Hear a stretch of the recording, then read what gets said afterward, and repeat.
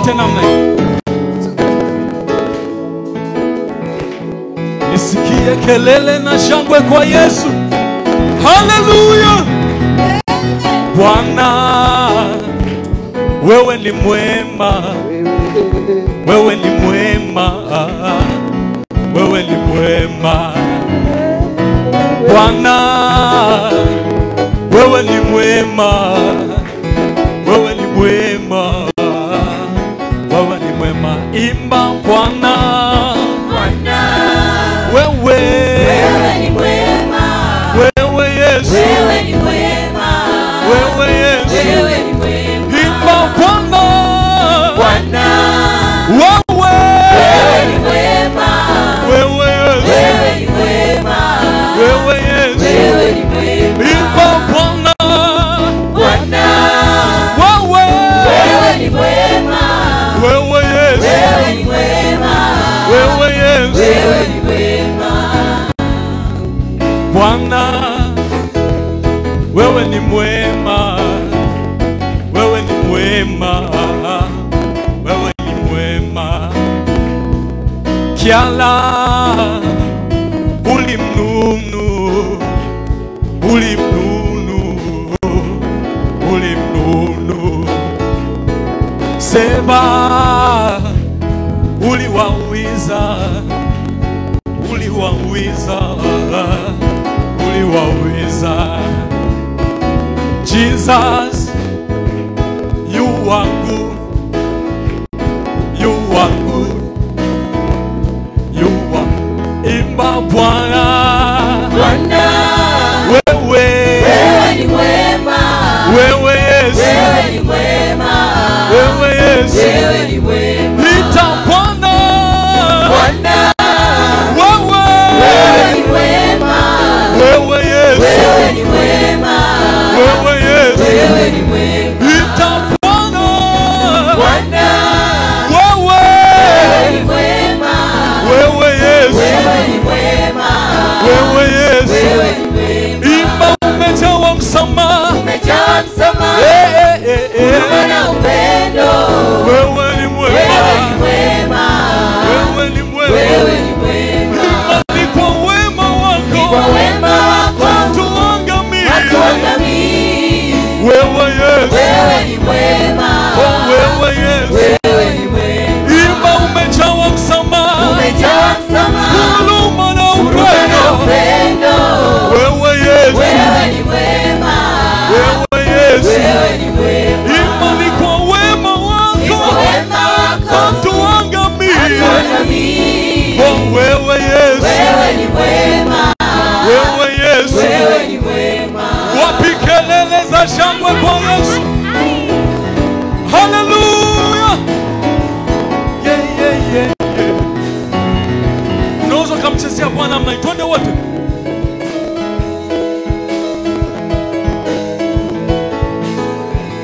Haleluya. Wote na mtwende.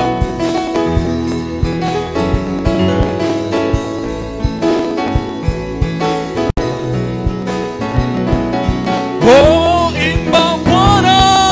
Bwana, wewe ni mwema. Wewe Yesu. Wewe ni mwema. Wewe Yesu. Wewe ni mwema. Ita Bwana. Bwana, wewe ni mwema. Wewe Yesu. Wewe ni mwema. Wewe Yesu. Wewe ni mwema. Ita Bwana. Bwana, wewe ni mwema. Wewe Yesu. Wewe ni mwema. Wewe Yesu. Wewe ni mwema. Imba Bwana. Bwana, wewe ni mwema. Wewe Yesu. Wewe ni mwema. Wewe Yesu. Wewe ni mwema. Wapi kelele za shangwe kwa Yesu? Yeah, yeah, yeah, yeah. Oh, oh.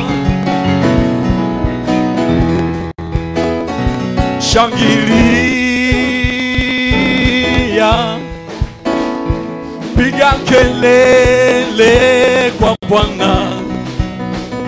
Shangilia, sifu Bwana wa mabwana. Shangilia. Shangilia. Piga kelele. Piga kelele kwa Bwana. Oh, shangilia. Shangilia. Oh, sifu Bwana. Sifu Bwana. Bwana. Bwana Bwana. Oh, shangilia. Shangilia. Oh, piga kelele. Piga kelele kwa Bwana. Oh, shangilia. Shangilia. Sifu Bwana. Sifu Bwana. Bwana. Bwana Bwana. Oh, ametukuka. Ametukuka milele. Ametukuka. Oh, ametukuka. Ametukuka milele. Ametukuka. Bwana ametukuka. Ametukuka milele. Yeah, yeah, yeah, yeah. Ametukuka. Ametukuka Yeah, milele. yeah. Ametukuka. Oh, shangilia. Shangilia. Oh, piga kelele. Piga kelele kwa Bwana. Oh, shangilia. Shangilia. Sifu Bwana. Sifu Bwana. Bwana. Bwana Bwana. Oh, shangilia. Shangilia.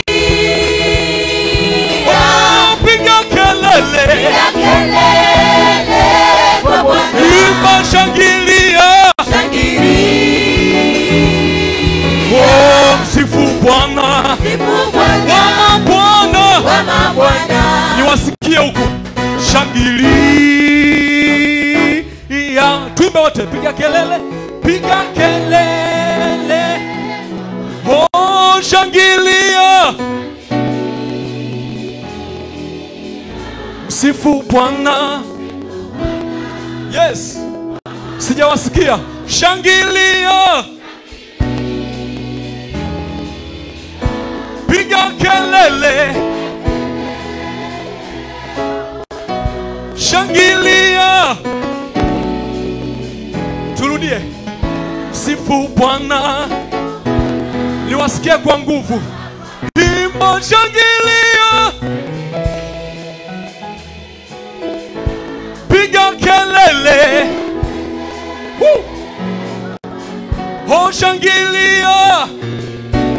Yeah, yeah, yeah, yeah, yeah, yeah. Sifu Bwana. Bwana Bwana.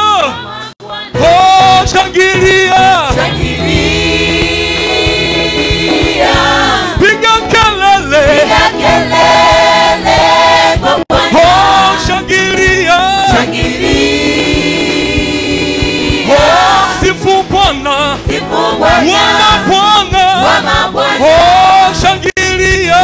Shangilia. Oh, piga kelele. Piga kelele kwa Bwana. Oh, shangilia. Shangilia. Oh, sifu Bwana. Sifu Bwana. Bwana. Bwana Bwana. Oh, ametukuka. Ametukuka milele. Ametukuka. Oh, ametukuka. Ametukuka milele. Oh, Ametukuka. ametukuka. Ametukuka milele. Ametukuka. Yeah, ametukuka. Ametukuka milele. Yeah, yeah. Ametukuka. Wapi kelele za shangwe kwa Yesu? Sijaona watu wakishangilia mahali hapa. Wapi kelele na vigelegele? Twende wote. Yeah, yeah, yeah, yeah. 1, 2, twende na siku namna hii. Aya. Wamama wapi vigelegele?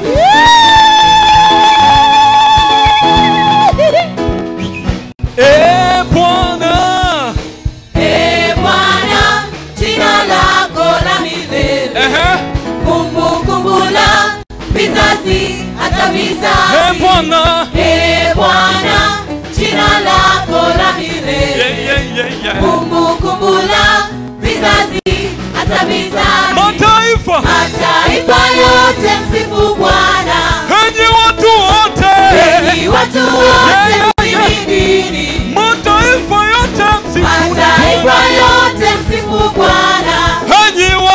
wote, enyi watu wote muhimidi. oh msifuni, Sifuni kwa mfumo baragumu, sifuni Bwana, sifuni kwa vinanda na oh vinubi, msifuni sifuni kwa machali na kucheza. kila mwenye pumzi, Kila mwenye pumzi, yeah, sifu Bwana Bwana. ametukuka, Ametukuka milele, ametukuka, ametukuka, ametukuka milele, ametukuka, Bwana ametukuka, ametukuka milele, ametukuka, Yesu ametukuka, ametukuka milele, ametukuka. oh shangilia,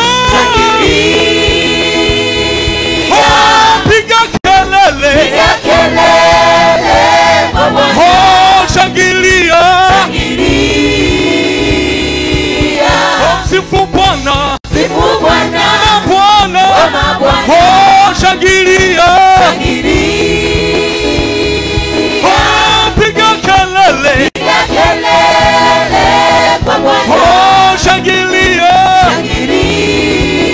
shangilia, oh sifu Bwana, sifu Bwana, Bwana, Bwana, Bwana. wapi kelele za shangwe kwa Yesu? Twende wote namna hivi, twende wote, wote, wapi vigelegele na shangwe kwa Yesu? Haleluya! Yeah, yeah, yeah, yeah, yeah, yeah, yeah. Wahamanati, wahamanati, wahamanati, siabonga. Wahamanati, ya wahamanati, oh wahamanati, siabonga. Say, wahamanati, Wahambanati, yeah, wahambanati, wahamanati, wahambanati, siabonga, siaboga, oh wahamanati, wahambanati, yeah, yeah, yeah, yeah. wahambanati, Wahamanati, siabonga, siaboga, ima wahamanati, wahambanati, yeah, yeah, yeah, wahambanati, wahamanati, siabonga, siaboga, ima wahamanati, wahambanati, wahamanati, wahambanati, wahamanati, siabonga. siaboga. Twende tunamna hii, twende hivi.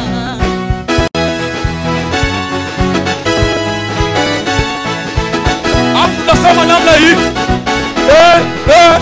Twende hivi. Wote tuseme. Everybody say. Twende. Twende mbele. Sijasikia kelele za shangwe kwa Yesu.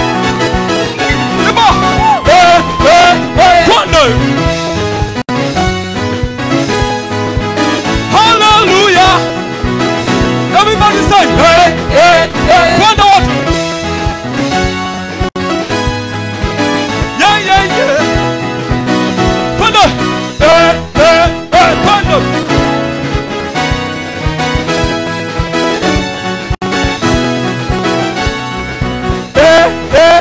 Twende wote. Wapi kelele za shangwe kwa Yesu? Ima wahamanati. Wahambanati, Yeah. wahambanati, Wahamanati. Siabonga. siaboga, Ima wahamanati. wahambanati, Yeah, yeah, yeah, yeah. wahambanati, Wahamanati. Siabonga. siaboga.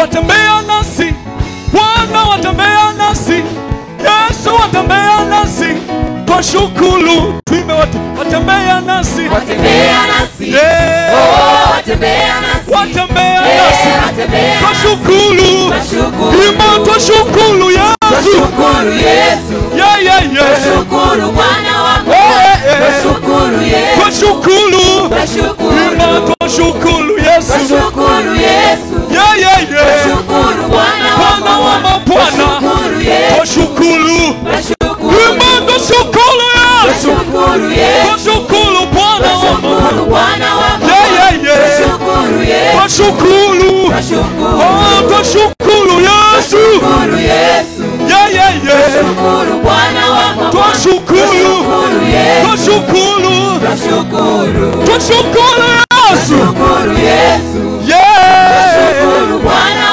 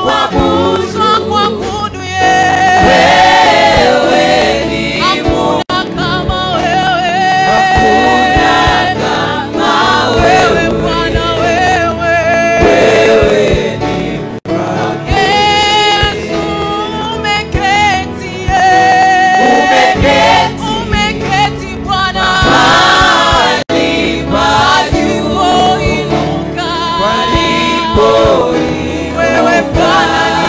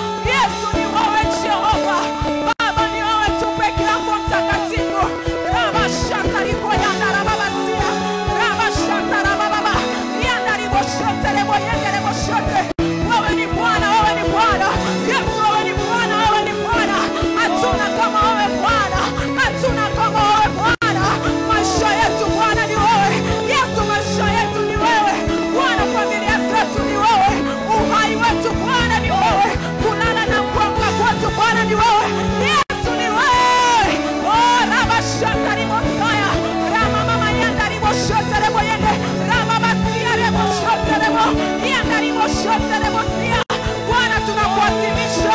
Yesu tunakuadhimisha wewe. Yesu tunakuadhimisha wewe Bwana. Maana hakuna kama wewe. Hakuna kama wewe Bwana. Yesu hakuna kama wewe. Hayupo kama wewe. Hayupo kama wewe. Hayupo. Unaweza ukafanya zaidi hapo. Maana ni yeye peke yake anasaidia asubuhi ya leo. Yuko mahali hapa anasikia. Yuko mahali hapa anasikia. Oh Bwana ni wewe. Yesu ni wewe. Yesu ni wewe. Yesu ni wewe. Hatuna mwingine na ni wewe Bwana. Yesu ni wewe tu peke yako mtakatifu. Rama shanta rimo. Yanda rimo shanta rimo yende. Rama mama yanda rimo shanta rama. Oh rama tia. Oh Bwana tunakuasilisha. Tunataja wema wako Bwana. Tunataja fadhili zako nyingi kwetu. Tunataja Bwana ukuu wako kwetu. Yesu tunataja fadhili zako kwetu. Maana ni wewe tu Bwana. Maana ni wewe tu Bwana. Yesu ni wewe. Yesu ni wewe. Bwana sisi tunashuka chini. Wewe ukainuka juu kama bendera ya ushindi Bwana. Yesu. Yesu. Bwana ni wewe peke yako mtakatifu. Katika jina la Yesu. Bwana ni wewe. Oh Bwana ni wewe. Yesu ni wewe. Hata hapa tulipo tunatambua ni wewe Bwana. Yesu tunatambua ni wewe. Bwana tunatambua ni wewe. Haleluya Yesu. Haleluya Bwana. Hatuna mwingine na ni wewe Bwana. Hatuna mwingine ni wewe Bwana. Pokea utukufu wewe ambaye haushaina yoyote. We honor your holy name Jesus. We bow down before you Jesus. Kwa sababu Bwana peke yako unastahili. Oh rama shanta rama. Yanda rimo shante remo yende. Rama siya remo shante remo. Yanda rimo shante. Rama siya remo shante remo. Yanda rimo saya. Wewe ni Bwana. Wewe ni Bwana. Haleluya Yesu. Haleluya Yesu. Haleluya Yesu. Sina mwingine. Sina mwingine. Sina mwingine Bwana. Sina mwingine. Sina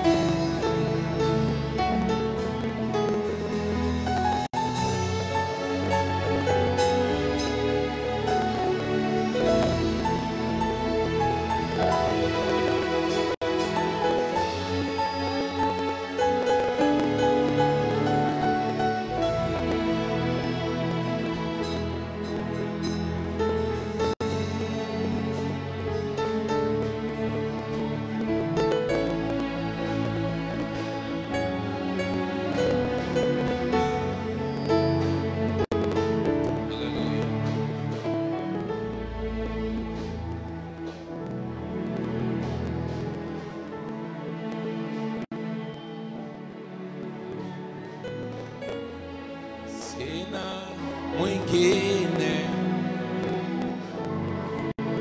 sina mwingine, sina mwingine,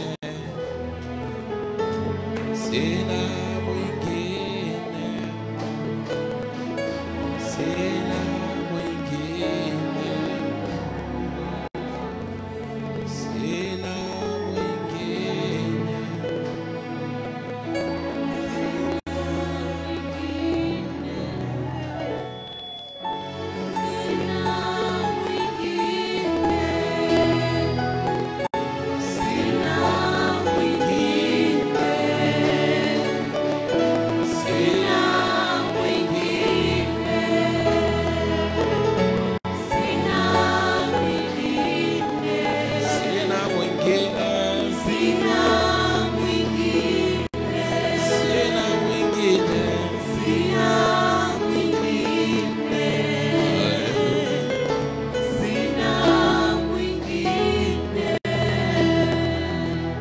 sina Baba, tunakiri katika maisha yetu wewe ni Mungu wa pekee.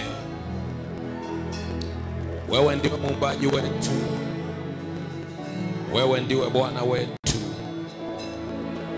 Wewe ndiwe mfalme wetu. Tunakuabudu asubuhi ya leo. Tunakutukuza.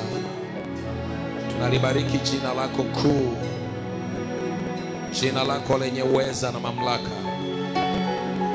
Tunatambua mkono wako na nguvu zako, uweza wako na mamlaka yako katika maisha yetu. Asante kwa neema, asante kwa rehema, asante kwa nguvu na uweza, asante kwa kila hatua tulionayo Bwana. Tunakiri ni wewe, ni wewe uliyetusaidia, ni wewe uliyetushika mkono, ni wewe uliyetuinua na kutusimamisha, ni wewe uliyetutegemeza asubuhi ya leo. Pokea ibada yetu Bwana, pokea sifa zetu Bwana, pokea shukrani za mioyo yetu, pokea utukufu tunauleta kwa mioyo ya kunyenyekea, kwa mioyo ya kupomoka na kushuka mbele zako. Tunakiri Bwana, maisha yetu ni wewe. Tunakiri Bwana, familia zetu ni wewe. Tunakiri Bwana, kufanikiwa kwetu ni wewe.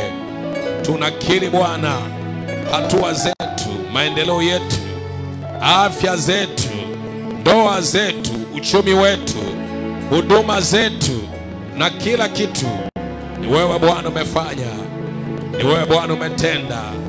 Pokea utukufu asubuhi ya leo, pokea sifa asubuhi ya leo, pokea heshima asubuhi ya leo.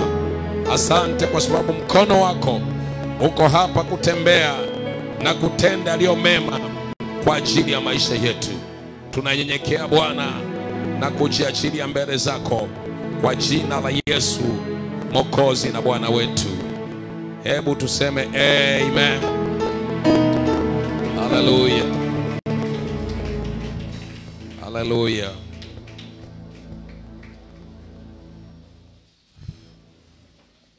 Tukiwa tumesimama, nataka nisome maandiko haya na yatakuwa msingi wa kila ambacho tutakifanya asubuhi ya leo. Wafalme wa pili sura ya pili. Wafalme wa pili sura ya pili, tutaanza kusoma mistari ya kwanza. Wafalme wa pili sura ya pili, tukianza na mstari wa kwanza. Wale mmekaa, tunaposoma neno la Bwana tunasimama. Maandiko yanasema, ikawa hapo Bwana alipopenda kumpandisha Elia mbinguni kwa upepo wa kisulisuli, Elia alitoka Gilgal pamoja na Elisha. Elia akamwambia Elisha, tafadhali kaa hapa, maana Bwana amenituma niende mpaka Betheli. Elisha akasema, kama Bwana aishivyo na roho yako ishivyo, sitakuacha. Basi wakashuka mpaka Betheli. Basi wana manabii walikuwa kwa Betheli, wakatoka kuonana na Elisha. Wakamwambia, je, unajua ya kuwa Bwana atamuondoa bwana wako leo, asiwe mkubwa wako? Asema, naam, najua, nyamazeni. Elia akamwambia, tafadhali kaa hapa, Elisha, maana Bwana amenituma nende mpaka Yeriko. Akasema, kama Bwana aishivyo na roho yako ishivyo, sitakuacha. Wakafika Yeriko. Na wana wa manabii walikuwa kwa Yeriko, wakamkaribia Elisha wakamwambia, je, unajua ya kuwa Bwana atamuondoa bwana wako leo asiwe mkubwa wako? Akajibu, naam najua, nyamazeni. Elia akamwambia, tafadhali kaa hapa, maana Bwana amenituma niende mpaka Jordan. Akasema, kama Bwana aishivyo na roho yako ishivyo, sitakuacha. Watu 50 wa wale wana wa manabii wakaenda wakasimama kuwakabili kwa mbali hao wawili, wakasimama karibu na Jordan. Elia akalitoa vazi lake la juu, akalikunja, akayapiga maji yakagawanyika huku na huku, na hao wawili wakavuka pakavu. Ikawa walipokwisha kuvuka, Elia akamwambia Elisha, omba kwangu lolote utakalo nikutendee kabla sijaondolewa kwako.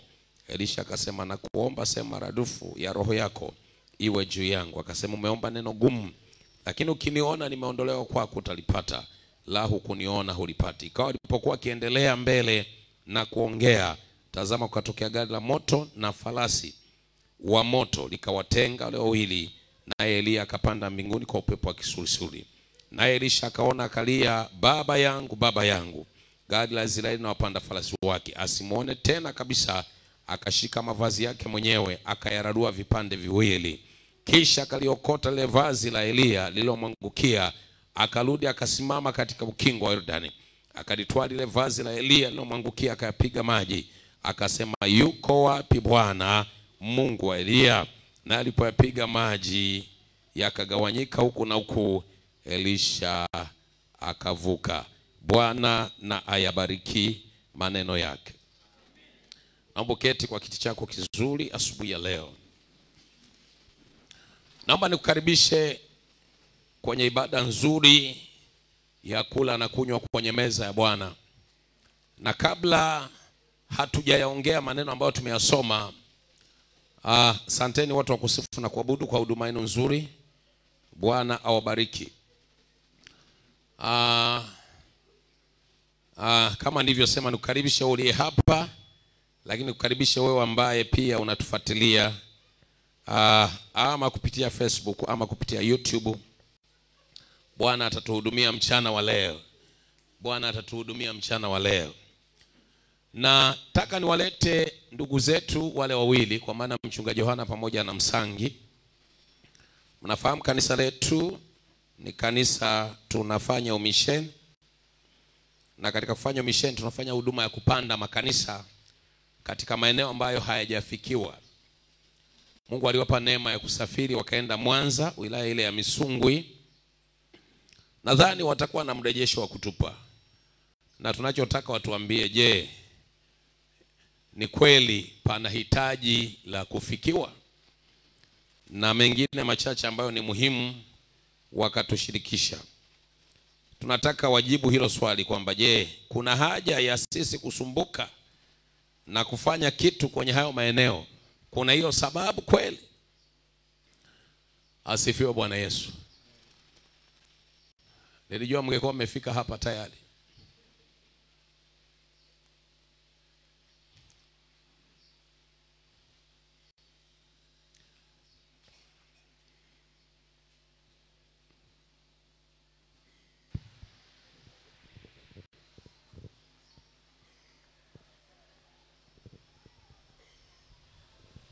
Bwana Yesu asifiwe. Kwa muda mchache tuliopewa, nawasalimu tena kwa jina la Yesu Kristo.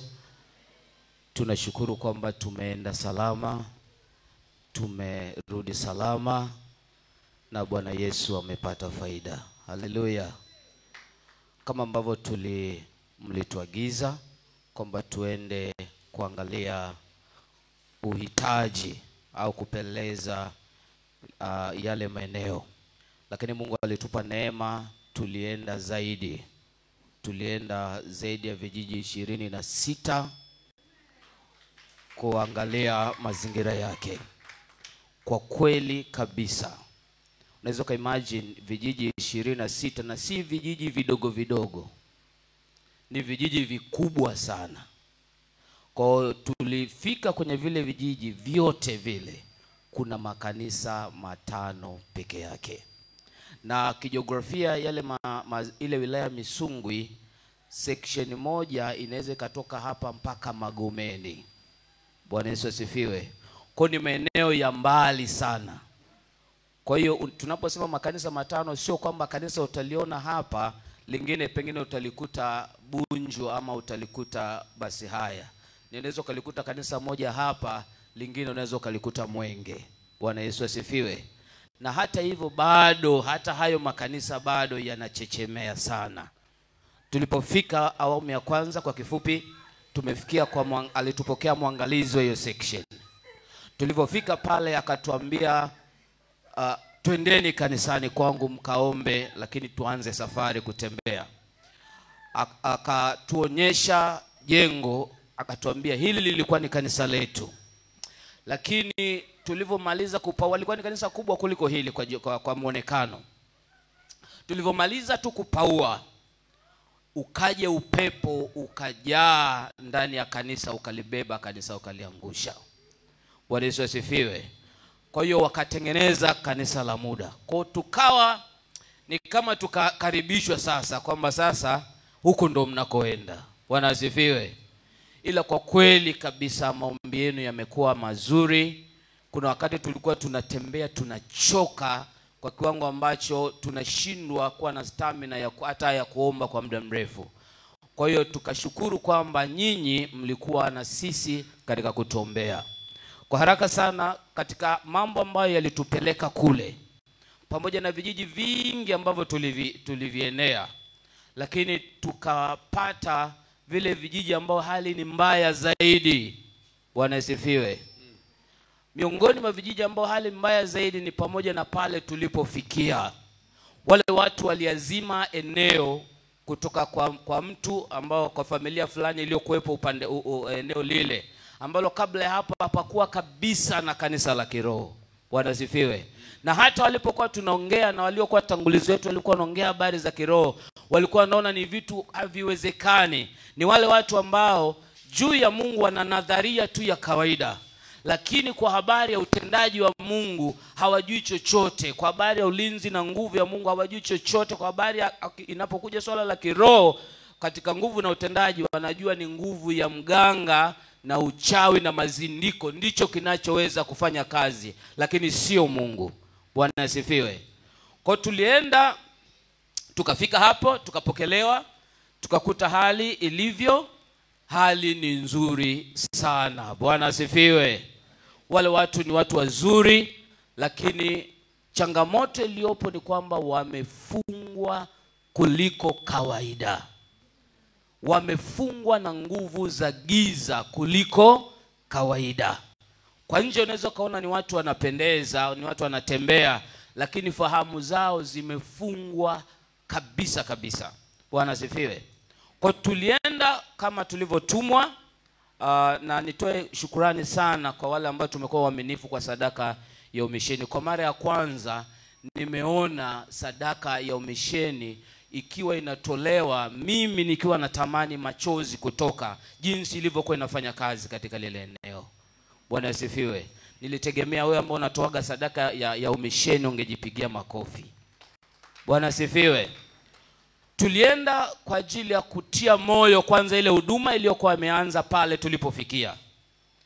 Tukafanikiwa kununua lile eneo kwa sadaka yako ya umisheni. Haleluya.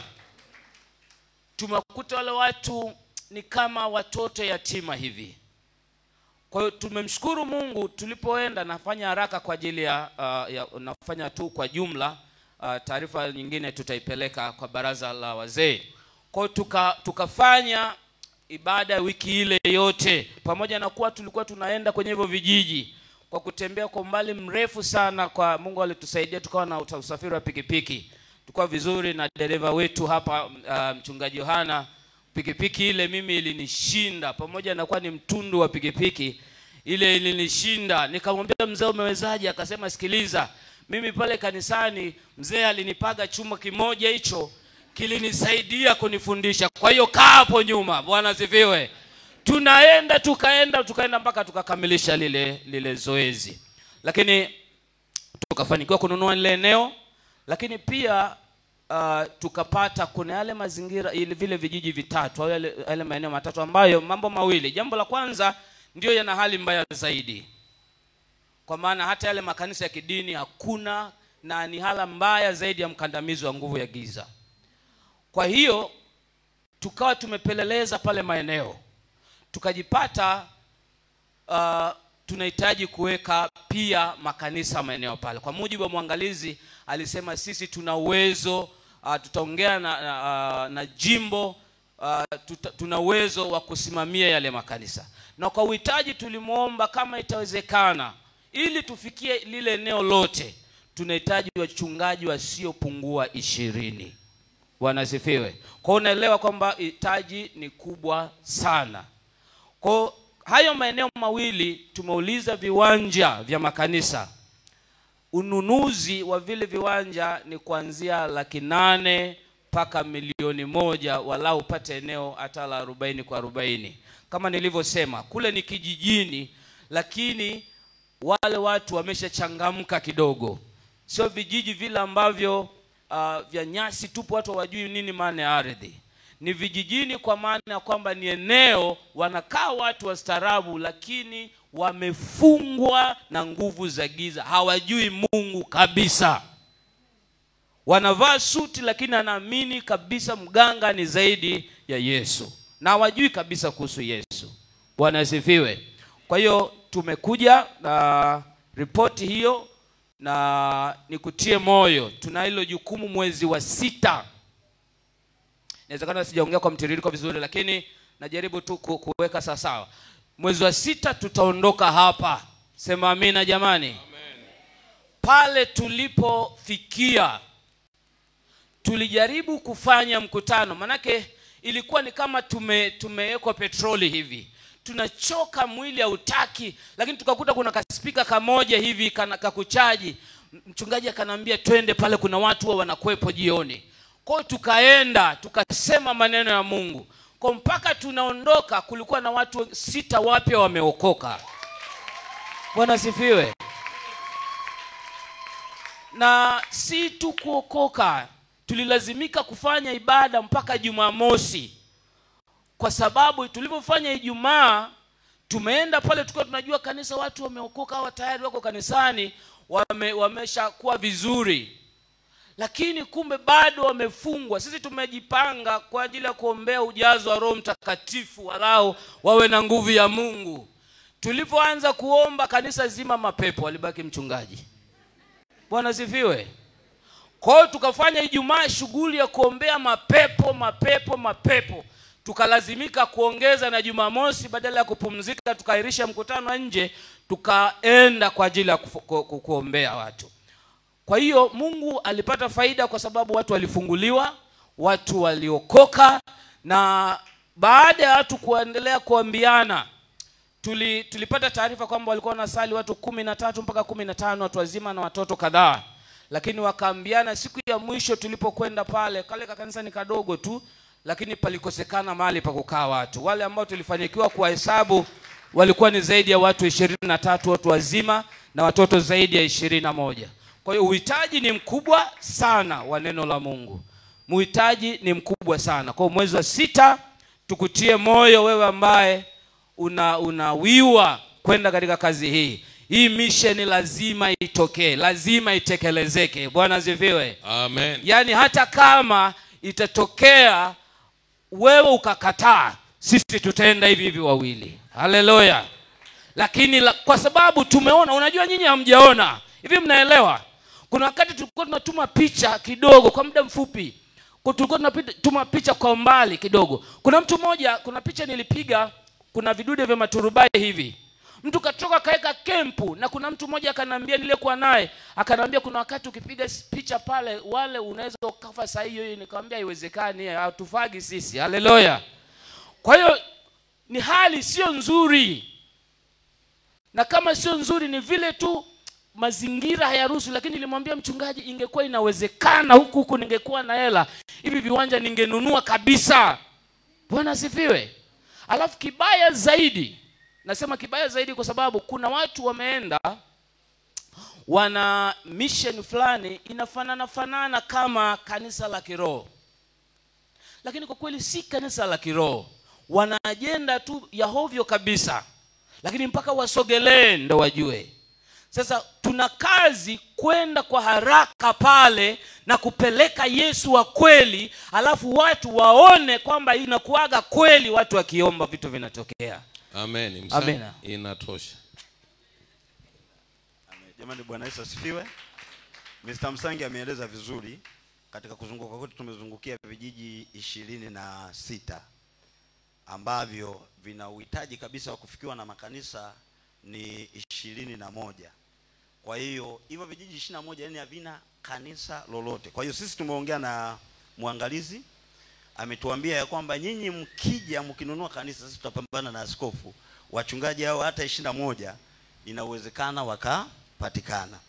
Sasa kwa haraka tukasema vijiji vyote 21 hatuwezi kuvifikia, maana vyote ni vikubwa kwa haraka. Tukasema tudili na sehemu kubwa 3 au vijiji vitatu. Kijiji cha kwanza ambacho cha Lunguzi ndicho ambacho tumenunua kanisa. Yaani kufikia hicho kijiji kina vijiji vingi hapo havina makanisa. Na upande wa huku kuna vijiji vingi ambavyo havina makanisa. Lakini tunachoamini tukipanda pale kanisa moja itatusaidia vile vijiji vingine kuvifikia vizuri. Jamani, Bwana tusaidie sana. Kwa hiyo tukimaliza hapo tutaenda kijiji cha pili. At least hata tukianza na vijiji vitatu tunaweza tukawa tumewasha taa pale na vile vijiji vitakuwa vinaweza vikawa vimefikiwa vizuri. Mungu wa mbinguni awabariki sana. Samahani kwa ruhusa yako baba. Bwana Yesu asifiwe. Tumekuja na kopi ya hati ya ule uwanja wa kanisa. Kwa nilikuwa naomba tu niwasilishe kwa baba kwa niaba wazee wa kanisa. Mpe katibu wa kanisa pala tafaili. Jamani, asifiwe Yesu. Basi hatuna maneno ya mazuri ya kuwashukuru kwa kazi yenu nzuri, lakini Mungu awabariki sana. Mmefanya kazi ya Joshua na Karebu. Mmefanya kazi ya wale watu wawili wengine Musa, Joshua aliwatuma wakapeleleza wakaleta habari. Tutafanya kazi kulingana na hicho mmekiona na Mungu atatusaidia. Bwana abariki.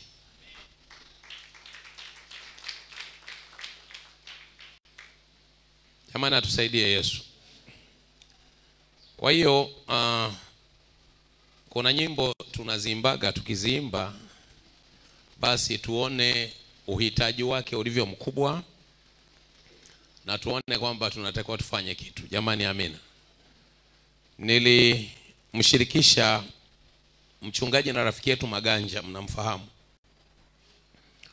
Baada ya kuwa mimi nimepata hizo taarifa na kuwa nimeona kwa sehemu uhitaji wa mkoa wa Mwanza na hasa katika wilaya hizo mbili, kuna hiyo wilaya ya Misungwi na wilaya ya Kwimba. Wilaya zile za mjini Nyamagana, Ilemela, Siuna na Busweru, hapo makanisa ni mengi kama mnavyojua tu kwamba kufikia mjini ni rahisi, lakini kufikia kijijini ambako hakuna mikate, hakuna chai, watumishi hawaendagi. Jamani, amina. Kwa giza ni kubwa. Yeye pamoja na kanisa lake kutokea mwezi wa 10 mwaka jana wameshanunua viwanja karibu 5 sasa. Jamani, amina. Na hajaenda, yani ni mimi tu nimshirikisha na nikamuunganisha, akafuatilia taarifa, alipoona zimekaa namna akafanya. Kwa naomba niwaite kwamba kama Mungu anatupa kuishi, basi tushirikiane na kulingana ile baraka ambayo Mungu amempa kila mtu, tuone tutafanyaje kusababisha nuru ya Yesu iangaze. Jamani, amina. Kama kwa kwenda tu ndugu zetu hawa wameacha watu 6 na wameacha lile kanisa lina uhai, ongezeko la wahudhuriaji wa ibada limeongezeka. Jamani, tunastahili kumuinulia Yesu sifa na kumpa makofi.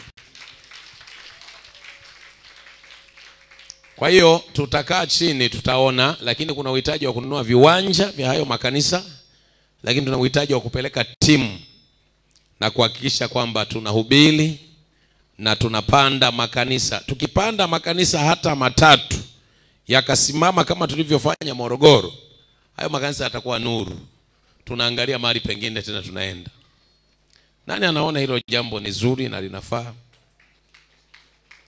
Nani anasema mchungaji tutaenda wote?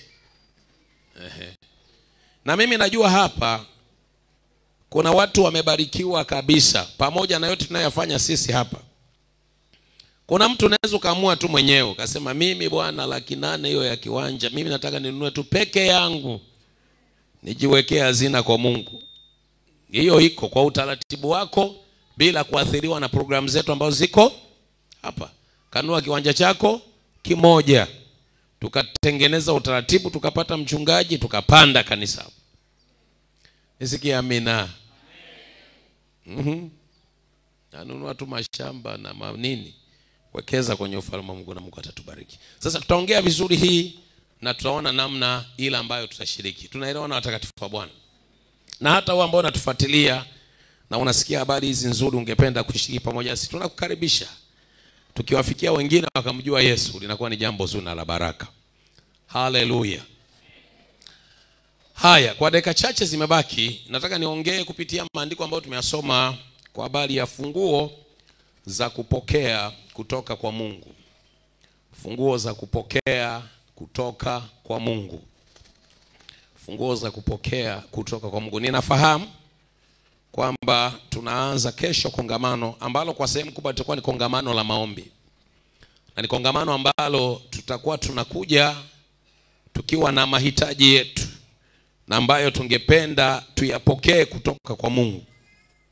Kwa nataka nitumie dakika hizi chache kukutayarisha, kukuandaa kwa habari ya hilo ambalo unamtazamia Bwana aweze kuingilia kati. Unamtazamia Bwana aweze kutenda. Ndio tuongee kwa habari ya hizi funguo ambazo tuhakikishe tunakuwa nazo, na ndio tuliendee lile kongamano. Jamani asifiwe Yesu. Tunapoishi kama wanadamu tunakuwa na mahitaji.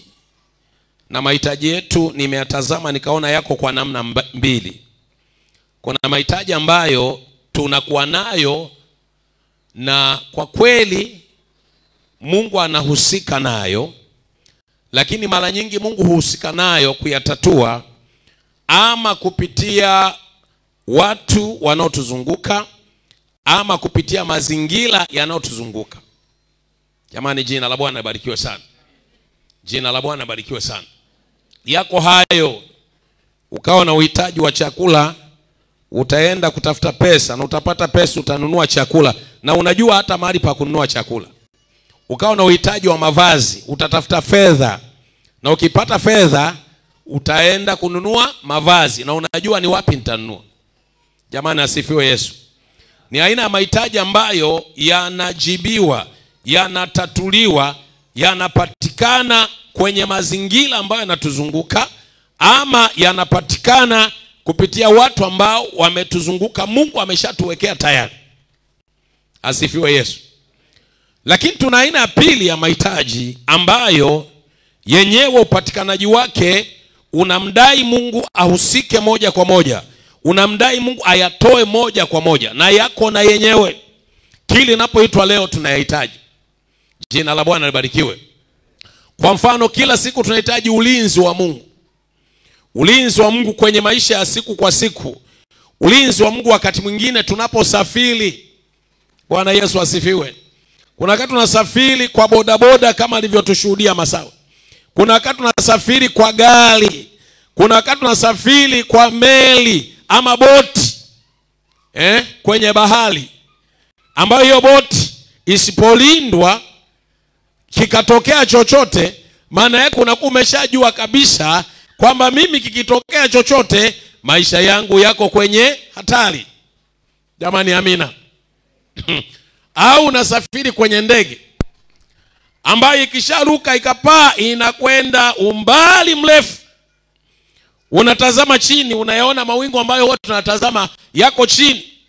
Unajaribu tu kuwaza kibinadamu kwamba hii ndege Bwana asipoilinda, isipokuwa na ulinzi, kakutokea, maana yake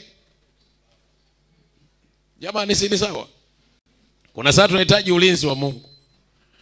Na ni usafiri wa kwenye maji na usafiri wa ndege, ndio nimeona ajabu kabisa. Ukiingia humo ndani unaanza kupewa na tahadhari kwamba ikitokea hivi fanya 1 2 3. Wanaanza kukupa pressure kabla ya mambo yenyewe kuwa. Jamani tusaidie Yesu. Watakwambia kukiharibika boy aliko hapo, utalivaa kwa namna hii, utapuliza upepo hivi, utafanya 1 2 3. Haijatokea. Unafikiri ikitokea hatu utalikumbuka sana. Atusaidie Yesu. Kwa hiyo tunahitaji ulinzi, na ulinzi wa kweli wa maisha yetu tunaupata kwa Mungu peke yake. Jamani amina. Yeye huyo tuna wajibu kinapoitwa leo wa kumwambia Bwana, linda maisha yetu, ponya maisha yetu, tunza maisha yetu. Na kwa hakika mimi nimeshuhudia uaminifu wake katika kuhakikisha kwamba wale wanaoomba ulinzi anawapa. Na ndio maana tunasafiri na bodaboda, na ndio maana tunasafiri na magari, ndio maana tunasafiri na hizo boti, ndio maana tunasafiri na hizo ndege. Mungu anahakikisha kwamba ulinzi wake unakuwepo, tunaenda salama na tunarudi. Jamani jina la Bwana barikiwe. Na hata mambo yakitaka kuharibika kama alivyotushuhudia Enoki mwenzetu hapa, bado Mungu anapeleka mkono wake. Badala ya lile ambalo lilikusudiwa lifanyike juu yako, la kuangamiza, la kuua, Bwana anakutetea na unakuwa salama kwa jina la Yesu. Jamani amina. Kwa ulinzi tunaupata kwa Mungu, lakini kuna uponyaji. Wakati mwingine tunahitaji kuponywa na Mungu, maana tunajikuta tumeangukia kwenye hali, tumeangukia kwenye mazingira, tunajikuta tumezungukwa na mazingira ambayo kwa kweli tunahitaji uzima, kwa kweli tunahitaji afya, kwa kweli tunahitaji kuponywa. Hilo wanadamu wenzetu hawezi kutupatia, wala majirani zetu hawezi kutupatia, wala mazingira yanayotuzunguka hawezi kutupatia, na wala hata fedha tulizonazo haziwezi kutupatia. Jamani amina. Juzi alinipigia simu mtu mmoja anaitwa Dorcas, ambaye ni pacha wa Tamali. Jamani amina. Na wakati naongea na Dorcas, ile simu akakamata mume wake. Na mume wake alikuwa ni mtu mtata sana. Jamani amina. Unajua kuna watu umeolewa huko hapo, unaweza kuwa unasema mume wangu mtata, kale kajamaa ni katata. Kalikuwa katata. Sasa juzi kwa mara ya kwanza kananyang'anya simu kaongea na mimi, hakaongeagi na mimi miaka yote. Jamani amina. Na wakati mmoja kwenye mahangaiko ya mke wake, kwenye mapito ya mke wake, kakanipigia simu asubuhi Jumapili. Mchungaji, mtoto wako anaumwa, mimi nampandisha pikipiki namleta huko. Nikasema kama hauji naye usimulete.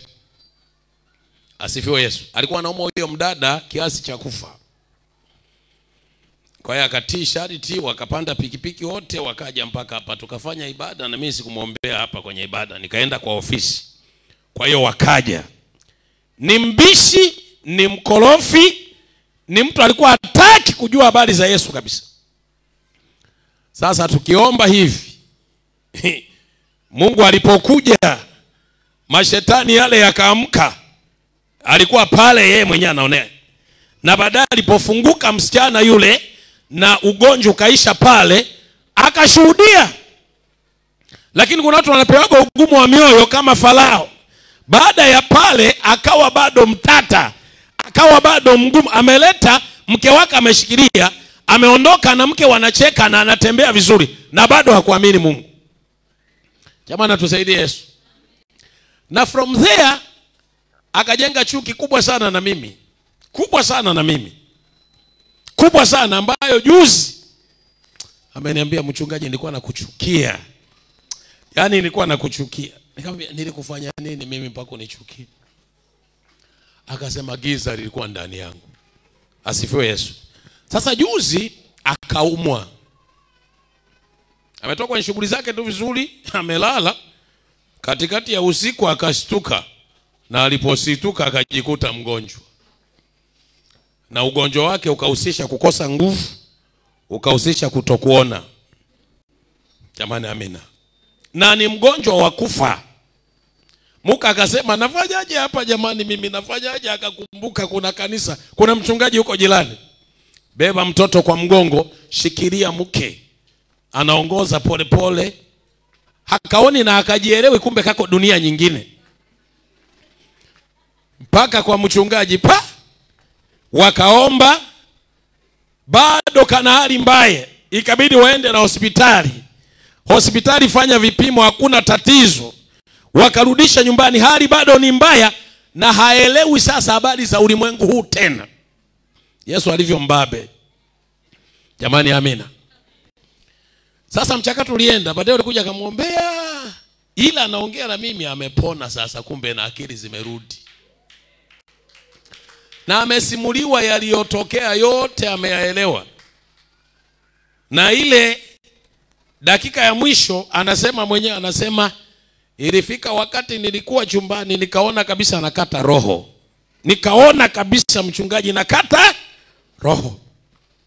Lakini nilikuwa nimeambiwa ukiona hali yote sema kwa jina la Yesu, Mungu nisaidie. Kwa nikasema Mungu nisaidie kwa jina la Yesu, Mungu nisaidie kwa jina la Yesu. Nikajikuta roho haijakatika. Atusaidie Yesu. Sasa akapona, alikuwa na maumivu ya ajabu yameondoka.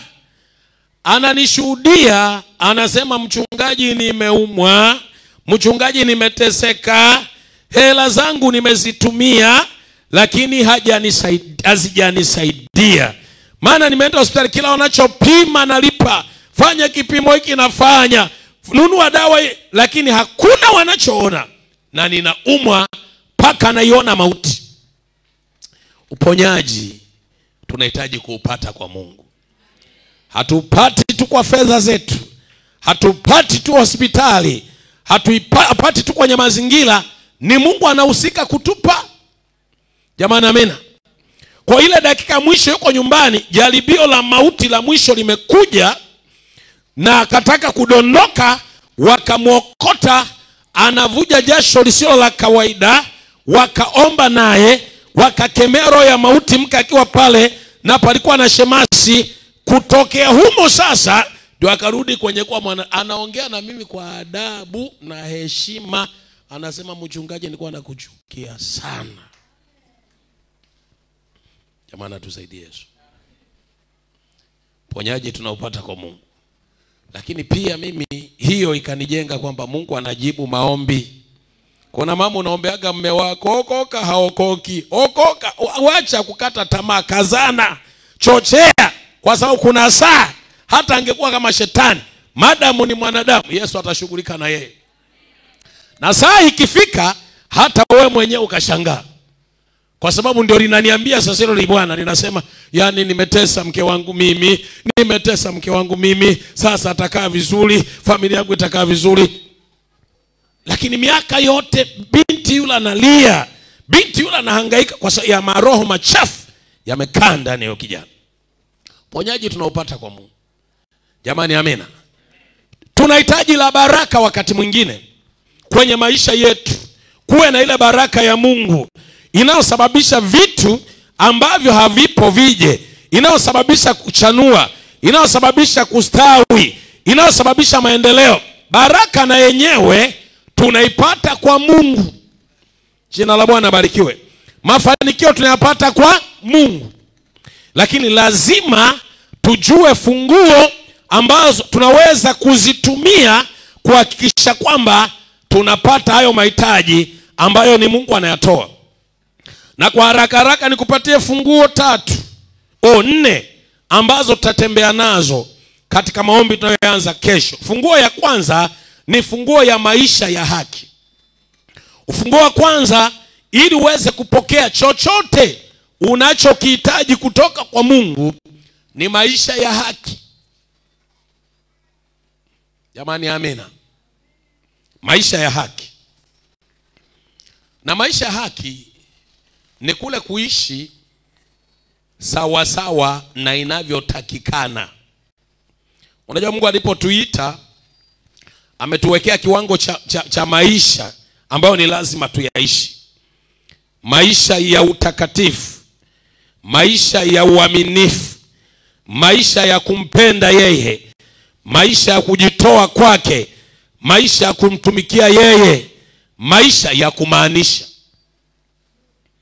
Jamani asifiwe Yesu. Maisha ya haki tukiwa nayo ni ufunguo wa kwanza. Inasema Biblia kwenye kitabu cha Yakobo sura ya 5 ule mstari wa 16 na wa 17. Inasema Elia alikuwa mwanadamu mwenye tabia kama yetu, lakini alikuwa mwenye haki. Na anasema alipoomba mvua haikunyesha kwa muda wa miaka 3.5. Jamani amina. Unalohitaji kwenye maisha yako, unalo jambo kwenye maisha yako ambalo linamtaka Mungu peke yake aingilie kati, Mungu peke yake alitatue, hakikisha kwamba unaishi sawasawa na viwango vya maneno ya Mungu. Unaishi sawasawa na vile ambavyo Bwana amekuita, Bwana amekufundisha na Bwana amekuagiza. Jamani amina. Na ndio sasa utakapoinua mikono kuomba, utakapolitia jina la Bwana, mbingu zifunguke kwa ajili yako na Bwana asikie maombi yako. Jamani tunaenda pamoja. Elisha, mahali ambapo tumesoma, alikuwa anamfuatilia Elia, na kuna kitu alikuwa anakitaka akipate, si kwa Elia lakini kwa Mungu kupitia Elia. Na ndio unaona sasa ile mistari ya kwanza wanatembea pamoja, na unaona kuna aina ya maisha ambayo Elisha toka kutane na Elia amekuwa anaishi. Aliacha mengine yote, aliacha mambo ya familia yao, aliacha mambo ya dunia, aliacha yote ambayo yangemtenga na ushirika na Mungu, yangemtenga na neema ya Bwana. Akaambatana na Elia, akamtumikia Elia, akatembea na Elia, akajifunza chini ya Elia na akamtumikia Elia. Jamani jina la Bwana libarikiwe. Elia amemfundisha maisha ya haki. Elia amemfundisha maisha ya kumcha Mungu. Elia amemfundisha maisha matakatifu, maisha ya kujitoa kwa Mungu, maisha ya ibada, maisha ya kumaanisha, maisha ya kushikilia imani. Elisha anayaishi sasa. Elisha anatembea nayo, na hata anafika mahali sasa anajua bwana wake anaondolewa, lakini hataki abaki kama yatima. Jamani amina. Yale maisha yake ya haki yalimsaidia kutembea katika kila ambacho alikuwa anahitaji apokee kwa Mungu. Yale maisha ya uaminifu, yale maisha ya kumcha Mungu, yale maisha ya utakatifu yalimsogeza kwenye kupata hitaji lake, yalimsogeza kwenye majibu yake, yalimsogeza kwenye suluhisho ya kila ambacho alikuwa anakihitaji. Wanamwambia watu, unajua bwana wako anatwaliwa na hata kwa mkubwa wako tena. Anasema najua, nyamazeni. Jina la Bwana barikiwe. Maisha yake ya haki yalimfanya ajue kile Bwana anatenda, kile Bwana anafanya, kile kitatokea. Alikuwa amekielewa hata kabla ya Elia kumwambia. Alikuwa amekielewa hata kabla ya wale wana manabii kumwambia. Na ndio maana anawaambia mara zote kwamba ninajua, nyamazeni. Maisha ya haki ni ya muhimu sana kwa mtu ambaye anatazamia kupokea, labda ni ulinzi wa Mungu, labda ni utunzaji wa Mungu, labda ni uteteaji wa Mungu, labda ni wokovu wa Mungu, labda ni baraka ama ni mafanikio yanayotokana na Mungu. Lazima tuishi maisha ya haki. Jamani jina la Bwana libarikiwe. Na maisha ya haki ni mapana sana. Hatuongelei tu kuacha ulevi, kuacha uzinzi, kuacha uchawi. Kuna wakati huwa tunatafsiri dhambi, na nadhani ndio tafsiri nzuri ya kuielewa, kwamba dhambi ni kufanya yale Mungu amekataza. Unapofanya yale Mungu amekataza inakuwa ni dhambi. Jamani, amina. Lakini hatuishii hapo. Tunasema dhambi upande wa pili ni kutokufanya yale Mungu ameagiza. Kwa ni kweli unaweza kumeacha ulevi, unaweza kumeacha uongo, unaweza kumeacha yale yote ambayo ni mabaya. Lakini kama haufanyi yale Mungu ameagiza, hauambii wengine habari za Yesu, hauwashuhudii wengine habari za wokovu, hauwakaribishi wengine kwenye neema, hauwashirikishi wengine uzuri wa Yesu, unajua hilo nalo ni dhambi. Jamani, amina. Wale wakoma wa kitabu cha Wafalme wa Pili sura ya 7 waliotokewa na Bwana walikuwa wafe, lakini Bwana akawatokea akawasaidia. Wameliendea kambi la Washami, na lile kambi likakimbia, likaacha fedha, likaacha chakula, likaacha vitu vya thamani. Wakaingia wakaanza kula chakula na wakaanza kuchukua fedha. Jamani, amina. Walipokula wakaanza kushiba na umechukua fedha, wameenda kuficha. Baadaye akili zao ziliwakumbusha kwamba tunachofanya leo sio chema, tunachofanya leo ni dhambi, tunachofanya leo ni kibaya, kwa sababu Bwana ametutokea na ametufanya tuwe sababu ya wokovu wa watu wengine, lakini tumenyamaza kimya. Kama ndio tusaidia Yesu. Unapozinyamazia habari za Yesu ambazo zinaweza zikamponya ambaye angekufa, ambaye zinaweza zikamrejesha aliyekataliwa, ambaye zinaweza zikawa baraka kwa aliyelaaniwa, wewe umenyamaza nazo, hauzishuhudii, hauzitangazi, hauzisemi, ni dhambi. Jamani, atusaidie Yesu. Na katika dhambi mbaya ambayo sasa hivi inatukula kwa kiasi kikubwa ni hiyo. Watu wengi tunakuja kwa Mungu, anatutendea mambo makubwa, anatuponya, anatuokoa, anatubadilisha, anatubariki, anatutendea miujiza, halafu na nyamaza. Na kuna watu wengine wanateseka, wangetamani tu wajue huyo Mungu anampata wapi, nani anaye huyo Mungu, halafu waende kwake na huyo awaonyeshe huyo Mungu, wapatane na huyo Mungu, watengeneze na huyo Mungu, na maisha yao yaponywe kwa jina la Yesu. Jina la Bwana libarikiwe. Unajua yule msichana ameshuhudia hapa habari ya mtoto leo. Jamani, atusaidie Yesu. Mama mchungaji Yohana, hebu njoo. Maana huyu ndo alimleta kwa ofisi yangu asubuhi moja na akaniambia story yake. Nikamwambia unamuelezea wewe, anatakiwa jielezee mwenyewe, na kuna hatua anatakiwa zichukue mwenyewe. Hebu tuambie shida za yule binti ilikuwa nini na alikujaje hapa. Chukua mic.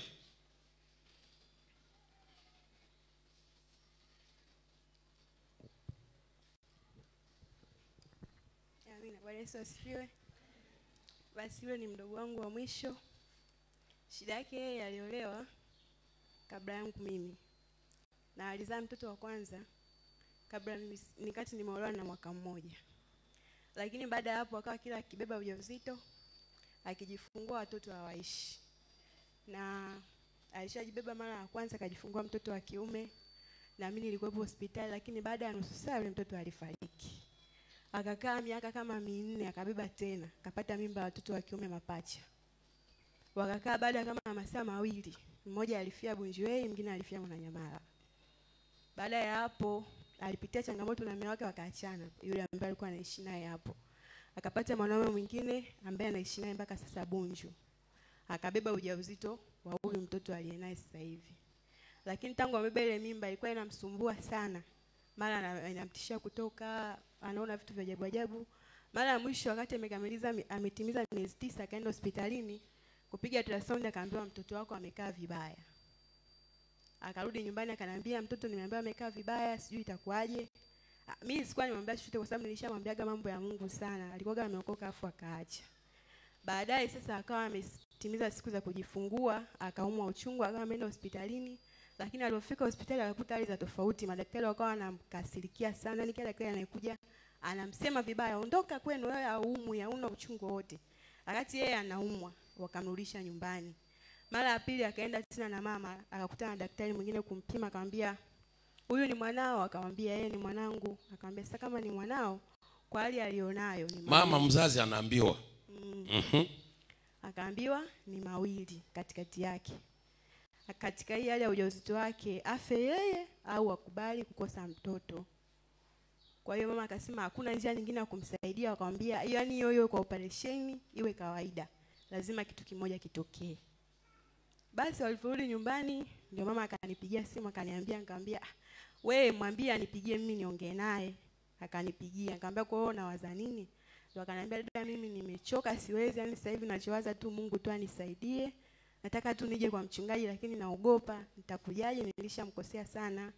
Nikamwambia sasa ni wewe, maamuzi yako. Akasema basi mimi nakuja nisindikize nikaombe msaada kwa mchungaji anisaidie. Basi akaja huko kanisani, akanikosa, akanifuata nyumbani. Nikaja naye mpaka ofisini kwa mchungaji. Mchungaji tukamkuta pale. Nikamwelezea bwana huyu amekuja na changamoto hizi na hizi, na yeye akajieleza. Mchungaji akamwambia kama umemfuata Mungu basi nenda kanisani ukaombe, milango iko wazi, kama imefungwa kamfungulie. Akimweleza Mungu, yeye ndo ana uwezo wa kumtatulia changamoto yake.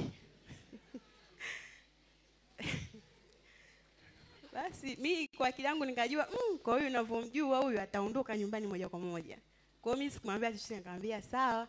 Lakini tulipotoka nje akaniambia mimi naenda kanisani kuomba. Akamwambia kweli? Akaniambia yeye naenda. Unaomba mwenyewe, hakuna mtu anakusaidia. Akasema mimi nitaenda. Basi mimi nikasema ngoja nikashuhudie kweli anakuja kuomba. Nikatoka naye ofisini, akatangulia yeye, akaingia akaja akakaa hapa. Mimi nikasema ngoja nikae pale nyuma, mimi siombi, nimwangalie tu anachokifanya. Kweli alipofika hapa, nikamwona anaomba, analia sana. Akasema hii kweli ni shida. Basi aliomba kama lisali 1:30 bila kuinuka, bila kukata.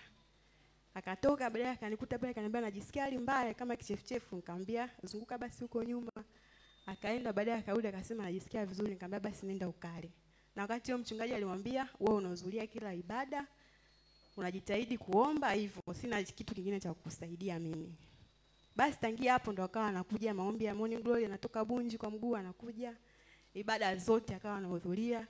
Tokea hapo siku amepata uchungu pia, akatupigia simu. Nikamwambia basi ngoja mchungaji akuombee. Akamwombea, akamwambia nenda. Na alipofika pale ndo wakutana na kitu cha ajabu ambacho kilimshangaza. Madaktari sasa wote wakawa yani wamempokea vizuri, wanamkea vizuri hivyo.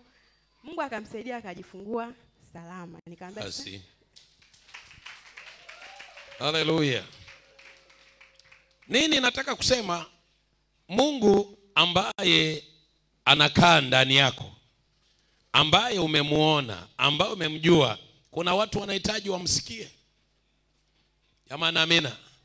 Kuna watu ambao hawajui watampataje, lakini maisha yao yalipo, kama Mungu hataingilia kati, kama Mungu hatatokea, wanaweza kuangamia. Sasa huyu unajua angepoteza mtoto ama angekufa. Na tulivyozoea singesema tu Bwana alitoa na Bwana ametwaa, jina lake tunamsingizia. Atusaidie Yesu. Wale wakoma wakasema si vema tunachofanya, twendeni tukawaambie wengine. Ndio nikasema dhambi ni kutokufanya yale Mungu ameagiza. Mungu ametuambia kwamba twende tukawaambie wengine habari za Yesu. Wale wengine ni wale tunakaa nao kwa nyumba zetu. Wale wengine ni majirani zetu. Wale wengine ni wale marafiki wanaotuzunguka. Lakini wengine ni wale wako mbali kabisa, ni mpaka tulipe nauli kama walivyofanya ndugu zetu hawa kwenda. Na tunapoyafanya hayo, tunakuwa tunafanya mapenzi ya Mungu, tunakuwa na haki. Jamani amina. Ukiinua mikono kuomba kwamba Bwana naomba uponyaji, kwamba Bwana naomba mafanikio, kwamba Bwana naomba baraka. Kwa mfano hao waliosababisha watu 6 wakaokoka, unafikiri tukiomba nao wiki ijayo maombi yao yatakuwa kungangana? Hamna. Jamani amina. Hamna. Kwa nini? Kwa sababu walichokifanya wamefanya ambacho ni moyo wa Mungu. Kwa lazima tuishi maisha ya haki, na maisha ya haki maana yake tuishi sawa sawa na yale tunatakiwa tutende, lakini pia tusitende yale ambayo tumekatazwa kutenda. Jamani, asifiwe Bwana Yesu.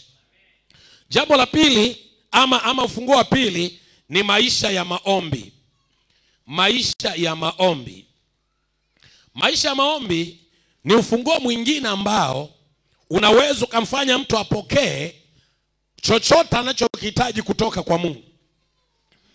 Elisha aliendelea kumfuata Elia, na walifika mahali Elia akamwambia, Elisha, omba lolote kabla sijaondolewa kwako, nami nitakutendea. Jamani, amina. Unaona ajenda ya maombi inatokea hapo. Unaona ufunguo wa maombi unasimama hapo. Elisha anapopewa nafasi ya kuomba, na yeye anaomba, anasema ninaomba roho yako maradufu. Jamani, jina la Bwana barikiwe. Unajua unapoomba sio lazima akili yako ikuaminishe kwamba unachokiombea kina uwezo wa kutendeka ama hakina uwezo wa kutendeka. Sisi tumeambiwa tuombe lolote kwa jina la Yesu. Jamani, amina. Unaweza ukaomba uponyaji, unaweza ukaomba watoto, unaweza ukaomba baraka, unaweza ukaomba mafanikio, unaweza ukaomba nyumba, unaweza ukaomba gari, unaweza ukaomba utajiri. Hayo una maombi za nyingine tunaogopaga kuyaomba. Jamani, amina. Alikuwa anashuhudia mwanafunzi mmoja, anasema akiwa anaombea masomo yake magumu, anaomba anasema, oh Mungu, mtihani unaokuja nisaidie tu hata nipate D. Anapataga F. Sasa hebu ona maombi yake, anasema Mungu amsaidie tu hata apate Unaweza kawa F alafu kasema Mungu nisaidie nipate A. Jina la Bwana abarikiwe. Elisha alichokuwa na kiomba kilikuwa kigumu, na Elia alikili akasema umeomba neno gumu, ila ukiniona nimeondolewa litatokea. Jamani, amina. Kuna watu ambao huwa wanaomba kwa sababu ya mahitaji, na wanapoona hawajibiwi kwa wakati, wanapoona waoni matokeo ya haraka, huwa wanakata tamaa. Anaacha kuomba, anaacha kufunga, na wengine wanaendaga mbali mpaka wanaacha imani, anarudi kwenye maisha ya kawaida. Mimi nimekuja kukutia moyo asubuhi ya leo kwamba maombi yanalipa na kwamba maombi yana majawabu. Jina la Bwana libarikiwe. Nilikuwa nahubiri kwa kanisa moja wiki iliyopita, na Shilima ni shahidi, alikuwa ananipeleka. Nikakumbuka miaka 15 iliyopita, lile kanisa liko mahali penye utulivu sana, na nyuma walikuwa na madarasa ambayo yalikuwa ni vyumba vizuri sana kwa maombi. Na kwa hiyo mimi miaka 15 iliyopita, na huyo mchungaji wa hilo kanisa na wachungaji wengine wawili tulikamatana. Kila baada ya muda fulani tunakwenda hapo, tunakaa kwenye hicho chumba siku 3, kama ambavyo huwa tunakaa hapa maombi ya mwisho wa mwaka. Tunakaa siku 3, tulikuwa tunaombea mambo ya familia, tulikuwa tunaombea mambo ya huduma, tulikuwa tunaombea mambo mengineyo mengi miaka 15 iliyopita. Unajua juzi nimeenda pale, nikakumbuka kwamba tulikuwa tunaomba hapo, na yale tulikuwa tunayaombea mengi Mungu amefanya. Jamani, amina. Shetani ana tabia, unapoanza kuomba ni kama anayafanya mambo kuwa magumu zaidi. Tunaelewana vizuri? Unaweza ukawa unaombea afya yako, ukianza kuomba ndio unashangaa sasa afya ndio inadholota, ndio unatikiswa, yani mpaka unaogopa, unaona kama nimechokoza moto. Nimekuja kuambia asubuhi ya leo, ufunguo wa kupokea kwa Mungu ni ule wa kuyafanya maombi yawe ni maisha. Usiyafanye maombi kuwa tukio. Ukiyafanya maombi kuwa tukio, yatakukatisha tamaa, kwa sababu utakuja kuomba ili upate majibu sahihi. Yasipokuja unakata tamaa. Sio kama unanielewa? Lakini wale wanaoishi kwenye maombi, huwa wanashangaa kuna mambo mengine huwa wanaona matokeo yake na wanashangaa Bwana aliyajibu lini. Wanatembea kwenye matokeo, wanatembea kwenye majibu, wanaona yale mafanikio. Jamani, asifiwe Yesu. Lazima tujenge tabia maisha ya maombi. Na ndio unamwona Elisha sasa. Wewe wanaondolewa, nyamazeni najua. Nyamazeni najua. Yeye anaendelea kufuatilia. Moyoni mwake analia kwamba sina shida na kuondoka kwa Elia, lakini nabakije? Anapoondoka ananiacha na nini? Ndio jambo la maana. Jamani, amina. Maisha maombi ni ufunguo. Watu wengi walioishi wakimuomba Bwana, wakimtarajia Bwana, wakimngojea Bwana, hatima yao ilikuwa njema na ya baraka. Hebu mwangalie Hana, aliyedharauliwa, aliyechekwa, ambaye mpaka aliolewa mke wa pili kwa sababu ya shida yake, kwa sababu ya msiba wake, lakini hakuwahi kukata tamaa. Aliendelea kuomba, aliendelea kumlingana Bwana, aliendelea kusubiri. Na kuna siku ilipochacha kabisa, aliamua kuhamia kanisani. Wewe hujafikia hata kwenye hiyo hatua. Jamani, amina. Yaani nyumbani kwako kukasirikie kabisa, ukasirike useme hii shida mimi naenda nikakae hapo, kama nikufa na nife, kama nikupona na alipoenda ile ndio Mungu alimjilia, na kwa neno la kuhani Eli alipata majibu yake. Jina la Bwana barikiwe. Ufunguo wa tatu ni maisha ya imani. Maisha ya imani, maisha ya haki jumlisha maisha ya maombi hayatoshi kukupa matokeo unayoyataka kwa Mungu.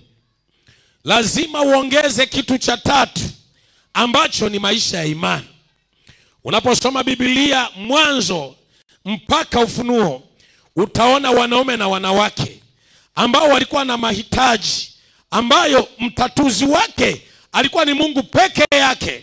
Na tunaona waliishi kwa haki akina Isaka, waliishi kwa haki akina Rebeka, waliishi kwa haki akina Ibrahimu, waliishi kwa haki akina Sara, na waliishi kwa maombi. Lakini walipokosa imani hawakupokea kutoka kwa Bwana. Jamani, amina. Walipomwamini Bwana kwamba ndio inawezekana, wakatembea kwenye ile imani, wakatumaini kwa imani, wakangojea kwa imani, wakasubiria kwa imani kwamba itakuwa ni lini sio hoja, lakini ninamwamini Mungu aliye mwaminifu katika kutimiza ahadi zake. Jamani, asifiwe Bwana Yesu. Una jambo unalitaka kwa Mungu, liwe la eneo lolote, lazima uwe na nguvu ya kuamini, lazima uwe na nguvu ya kungojea, lazima uwe na nguvu ya kulisubiria mbele za Bwana, pasipo mashaka, pasipo wasiwasi, pasipo kukata tamaa. Matokeo huwa hayaji kwa wanaokata tamaa kirahisi. Jamani, asifiwe Yesu. Majibu ya maombi huwa hayaji kwa wanaokata tamaa kirahisi.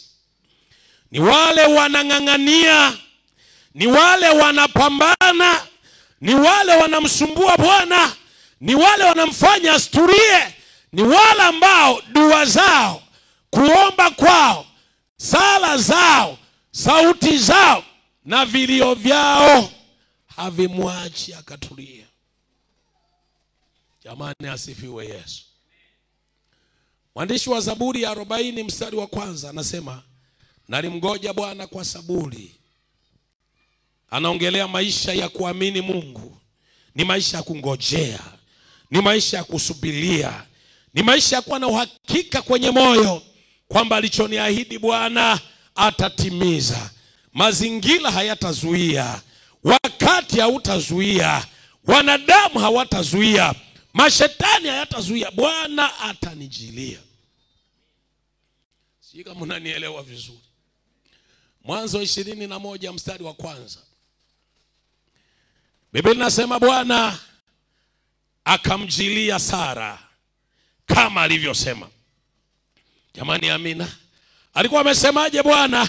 Alikuwa amesema atampa mtoto atakayetoka kwenye tumbo lake na kwenye viuno vya Ibrahimu.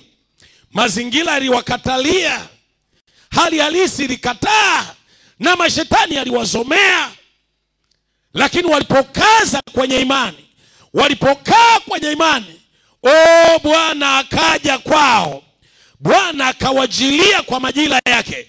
Bwana akawajilia kwa wakati wake. Sara yule mzee mwenye miaka 90, akawa mjamzito.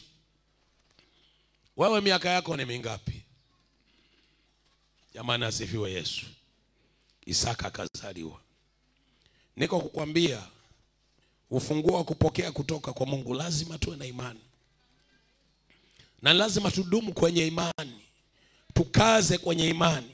Tutembee kwenye imani. Kama wewe ni mtu wa kukata tamaa haraka, Mungu hatembeagi na hao watu. Mungu anatembea na wavumilivu. Mungu anatembea na wanaostahimili. Mungu anatembea na wanaoamini, na hao Mungu watengenezea njia. Lakini ufunguo wa mwisho ni ule ufunguo wa kuchukua hatua. Elisha akaambiwa na Elia, ukiniona nimeondoka. Na hiyo alikuwa anaambiwa, kaa ukiamini, kaa ukingojea, kaa ukisubiria. Ukiniona nimeondoka utapokea, usiponiona basi. Kwa hiyo ilibidi alipomwona jamaa anaondoka, ilibidi abakie pale amekaza macho. Na jamaa huyo na gari lake na wapanda farasi wake wakaenda mpaka kwenye mawingu. Yeye amekaa pale, na yeye hakuondoka kwamba sasa imekuwa hivi narudi. Alibakia pale. Jamani, asifiwe Yesu. Na ndio baadaye aliona kale kakitu kanadondoka. Kalipofika chini akagundua kumbe ni koti la Elia. Kwani alikuwa ameomba koti? Alikuwa ameomba koti? Alikuwa ameomba roho ya Elia mara. Alikuwa ameomba kile kilichokuwa juu ya Elia, ambacho alikuwa ameona Elisha anakitumikisha, kinafanya kazi, kinaleta matokeo. Hicho ndicho alikuwa anataka, yale mafuta. Alikuwa anataka ule upako. Lakini lile koti akasema, nalichukua hili. Akalalua yake akalivaa lile. Jamani, asifiwe Yesu. Na ndio akaanza kutembea kurejea. Anachukua hatua ya imani. Bwana amenijilia, Bwana yuko na mimi, lazima kila kitu kiende sawa sawa. Anafika kwenye mto Jordan,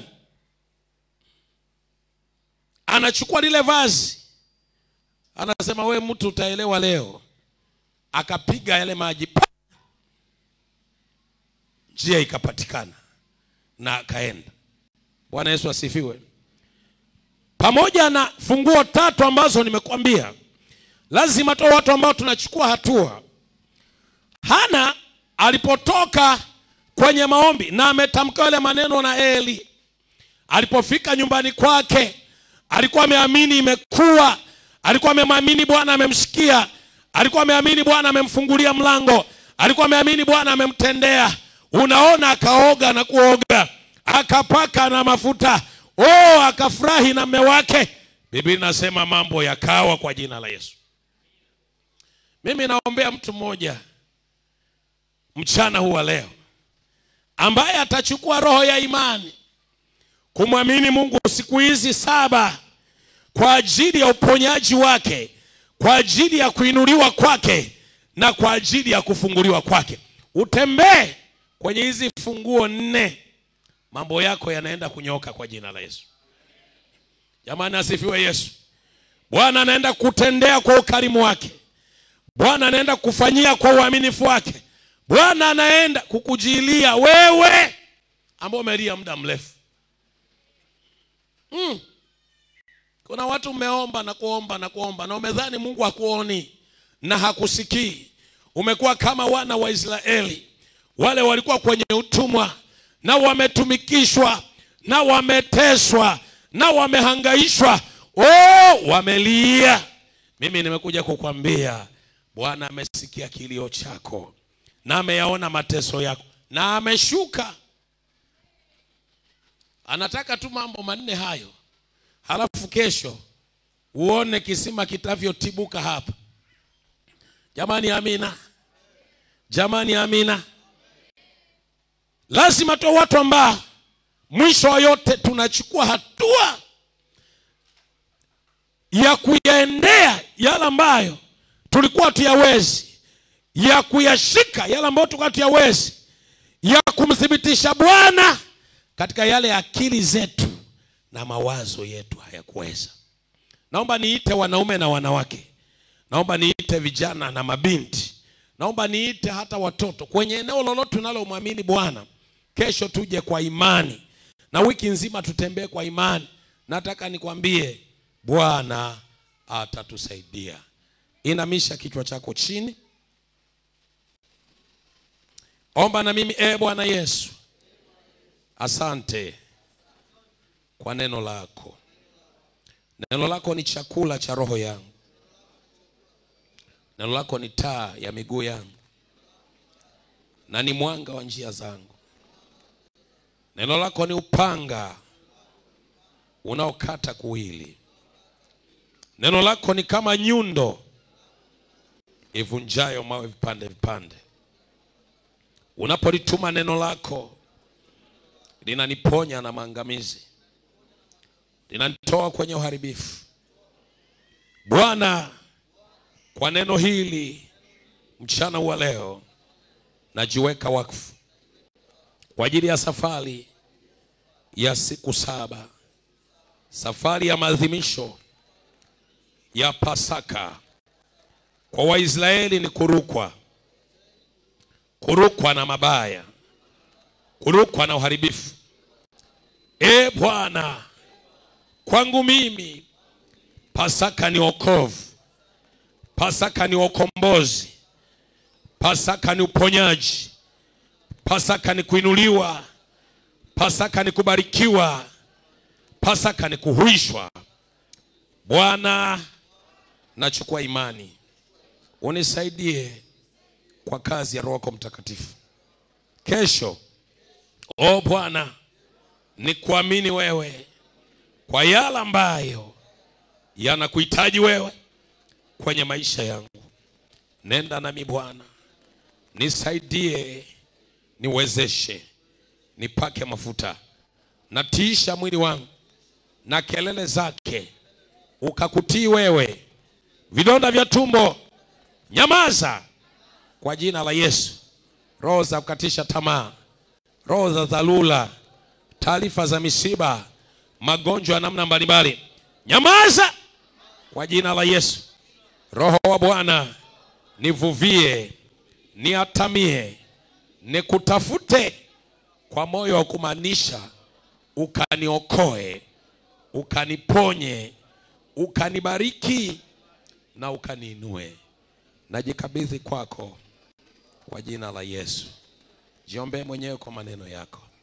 Yesu, nakutukuza na kubariki. Neno lako ni kweli na ni amina. Asante kwa funguo hizi 4 za kupokea kutoka kwako. Baba, najikabidhi kwako kwa ajili ya yote ambayo ninakulingana wewe, ninakutazama wewe, ukashuke kunisaidia na kuniwezesha. Ndivyo naliombea na kanisa lako na watoto wako. Wiki tunayoanza kesho tunaiweka wakfu mikononi mwako. Roho yako akatembee, mafuta yako yakatembee, nguvu zako zikatembee kwa jina la Yesu. Ukaponye, ukaokoe, ukabadilishe, ukabariki, ukafungue, ukahuishe na ukainue maisha ya watu wengi. Ulilaniwa ili tubarikiwe, uliangikwa msalabani ili utuinue kutoka chini. Siku 7 hizi zikaweza kuinuliwa kwetu, zikaweza kujengwa, zikaweza kuhuishwa. Yesu, mpe neema kila mmoja. Ninawabariki Bwana, wakitoka kwa nyumba hii, ndani yao kuwe na moto, ndani yao kuwe na mwako ndani yao kuwe na imani, ndani yao kuwe na matarajio ya kila ambacho utafanya kwenye maisha yao, kwenye nyumba zao, kwenye afya zao, kwenye biashara, kwenye ndoa na kwenye kila eneo. Yesu, ninakuamini utalitimiza neno lako. Bariki watu wako sasa, wanapoingia, wanapotoka, wanapoketi, wanapolala. Iwe baraka. Ninaacha neema yako kwa maisha yao. Ninaacha utukufu wako kwa maisha yao. Watalindwa na wewe, watatunzwa na wewe. Mabaya hayatawapata, hayatafikia hema zao kwa jina la Yesu. Magonjwa sio fungu lao, umaskini sio fungu lao, kukataliwa sio fungu lao, kuonewa na kukandamizwa sio fungu lao. O Yesu, watembee katika baraka, kwa kuwa wanakucha na wanalibeba jina lako. Iwe heri wiki ambayo tunaiendea, watakachofanya kikalete matokeo chanya katika jina la Yesu. Wakakufurahie, wakakuabudu na wakakutumikie wewe. Ninakuinua na kubariki katika jina kuu la Yesu, Mwokozi na Bwana wetu. Amen. Hakika wema na fadhili siku zote za maisha yangu, nami nitakaa nyumbani mwa Bwana milele. Tumefika hapa mwisho kwa sababu ya namna mambo yalikuwa. Mungu atubariki. Wale mnakutana, mkutane kwa haraka. Wageni wazuri mliotusalimia leo, naomba niwasimamishe, na mtumishi wa Bwana huyu hapa atakwenda na nyinyi mahali